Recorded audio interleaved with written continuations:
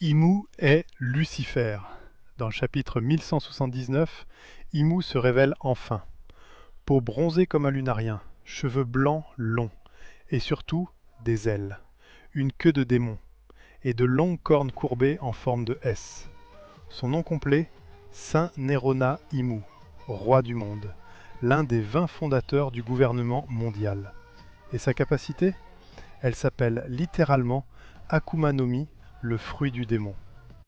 Maintenant, regardez Lucifer dans la tradition abrahamique, un être au sommet de la hiérarchie céleste, beau, puissant, des ailes. Et un jour, il chute. Il est banni dans les profondeurs. Il devient le maître des enfers. On l'appelle le roi du monde dans certains textes. Imou, beau, puissant, des ailes, banni sous le monde dans le Pangée, intouchable, et son titre officiel c'est quoi?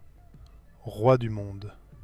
Oda a mis Lucifer dans son manga, mot pour mot.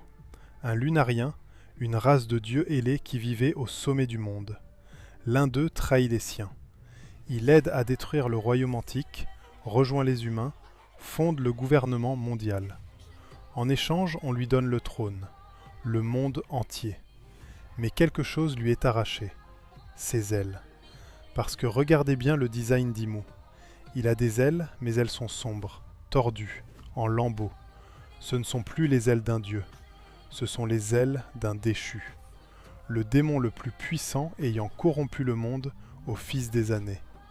L'ennemi d'Édé, l'oppresseur de l'humanité, qui, arrivant sur Elbaf, sera obligé d'anéantir toute vie humaine sur l'île afin de rester caché au sommet du monde.